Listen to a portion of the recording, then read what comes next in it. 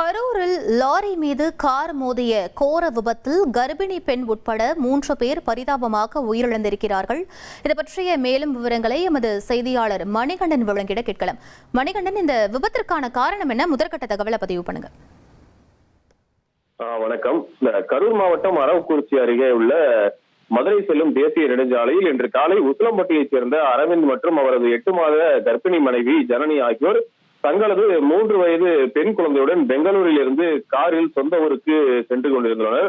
அப்போது இன்று காலை அதிகாலை 6:30 மணி அளவிலாக அரவக்குறிச்சி காவல் நிலையத்திற்குட்பட்ட அந்த ஈஸ்நத்தம் பிரிவு சாலை அருகே கார் வந்து கொண்டிருந்த போது சாலையை கடப்பதற்காக பதிவு எண் இல்லாத இருசக்கர வாகனம் ஒன்று திடீரென சாலையை கடந்துள்ளது.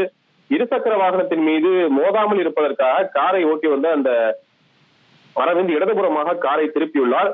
எதிர்பாராத விதமாக கட்டுப்பாட்டை இழந்த காரானது சாலையோரம் நின்று கொண்டிருந்த லாரியின் பின்புறத்தில் மோதி பயங்கர விபத்துக்கு உள்ளானது.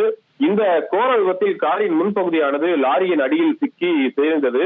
இதில் காரில் பயணித்த அரவிந்த், அவரது மனைவி ஜனனி மற்றும் காரின் ஓட்டுநர் ஆகிய 3 பேரும் சம்பவ இடத்திலேயே உடல் நசுங்கி பரிதாபமாக உயிரிழந்தனர். உயிரிழந்த ஜனனி 6 மாத கர்ப்பிணியாக இருந்தது என்பது குறிப்பிடத்தக்கது. காரில் இருந்த 2 வயது குழந்தையான ரவீரா மற்றும் இருசக்கர வாகனத்தில் வந்த பாண்டித்துறை ஆகிய இருவரும் சிகிச்சைக்காக அருகில் உள்ள மருத்துவமனையில் சேர்க்கப்பட்டுள்ளனர்.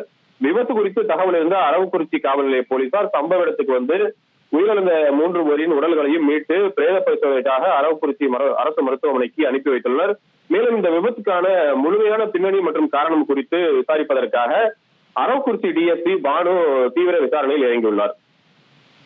விவரங்களுக்கு நன்றி மணிகண்டன். கரூரில் லாரி மீது கார் மோதி விபத்து ஏற்பட்ட நிலையில் கர்ப்பிணி பெண் உட்பட 3 பேர் பரிதாபமாக பலியாகி இருக்கிறார்கள்.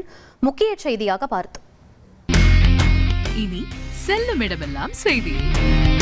தந்தி டிவியின் வாட்ஸ்அப் சேனலை ஃபாலோ பண்ணினா செல்ல இருக்கும் இடமெல்லாம் செய்தி. இதோ QR கோட் இப்பவே ஸ்கேன் பண்ணுங்க, ஃபாலோ பண்ணுங்க.